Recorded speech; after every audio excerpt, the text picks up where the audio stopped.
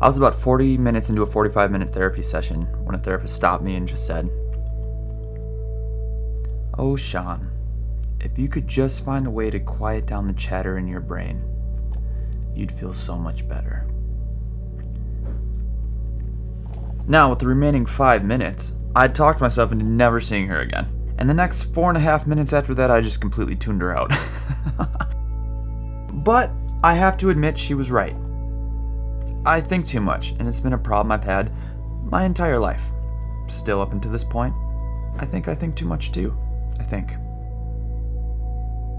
But what she lacked was one of the biggest pet peeves I have, and continue and still have, and it still drives me nuts, is that she was really good at seeing the problem, but she didn't offer any solutions.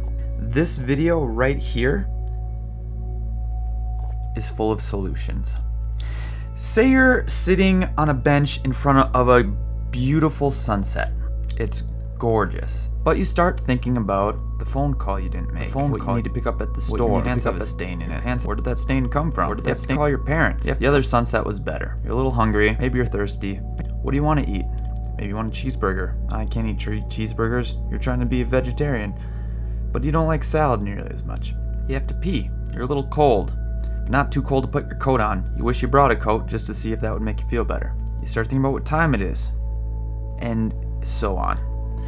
Before you know it, there is no sunset anymore. Either the sun went down and it's gone, or it's just so covered up in your brain that you don't see the sunset anymore. Even though you're looking at it, you don't see it. My therapist was really good at seeing the chatter. But here are 5 things I've learned over the years to help turn that off a little bit.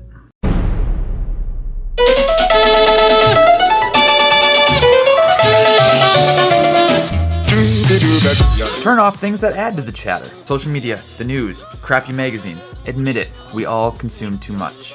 Being in nature. While you're limiting social media, why don't you just go into nature? You'll find that nature talks too, except it's a lot softer and it's a lot nicer.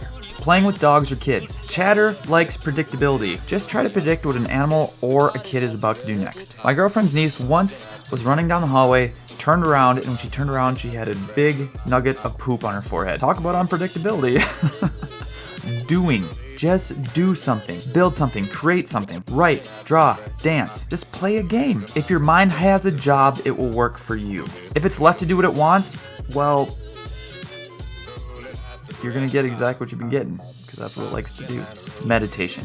There's no easier thing to do. You don't need anything. You just sit down for 20 minutes a day and focus on your breath. And when your thoughts get away from your breath, bring it back to your breath. Eventually you can use this in nature when you're playing with your kids or your dog, or anything in life for that matter. It just takes practice, but it's powerful, and if you stick to it, it's totally worth it. Guys, now here's the magic of it. When you do all these things, eventually the chatter starts to calm down and you start to see the sunset again.